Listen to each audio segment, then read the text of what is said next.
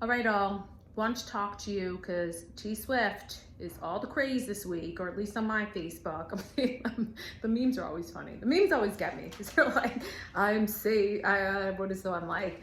Marked safe from Taylor Swift ticket sales or something like that.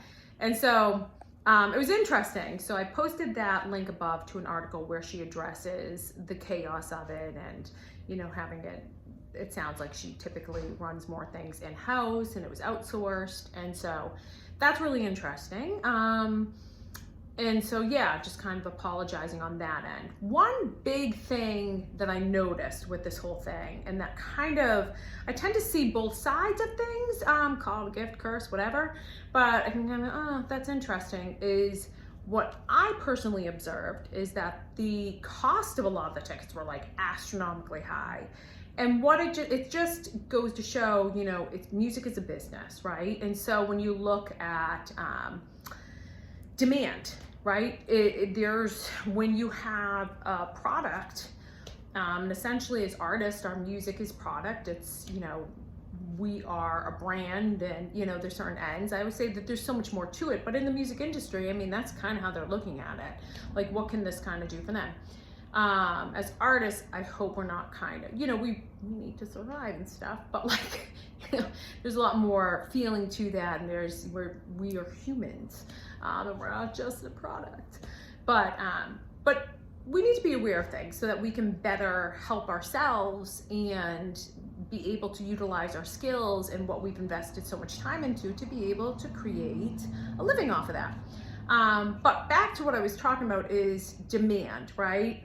When you look at it, she's created such a demand because what I think is so brilliant about her, love her or not, she's very effectively grown her audience. And she knew branding wise right off the bat when she came into the scene as like really a pop, the sweet pop country, really pop leaning country artist.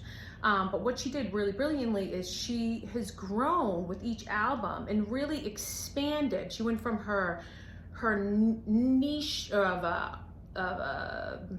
fans, and then she's really expanded that out to really where she has mass appeal to all different ages and so forth. So that being said, it's created quite the demand.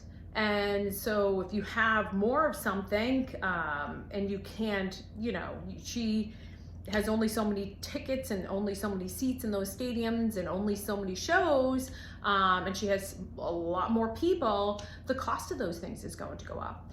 So that's where I was kind of like, because I know with her, she's huge into like my fans and, and I know from the things I've seen, I don't follow her like crazy, but it seems like she'll do things for her fans and so forth.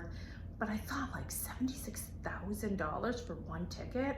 Part of me is like, damn, good for you. Another part of me is like, no, you should, if it's about having all different fans and having all different kinds of experiences or people there to experience your show and wanting all realms of economical, abilities or backgrounds or so forth to be able to experience that, I was like, maybe that would be something to consider just to control. Like, you should be able to earn your money off of what you've created and what you've built. And there's a lot of people that she's employing and, they're all hopefully gonna eat off of this. Have some good Thanksgiving turkey. I don't know. But I do think I was like, that kind of got me. I was like, really for like one ticket and you're gonna have like a whole section of that. It just seems like it's, whoa. It just goes to show what she's created as an empire, as an artist.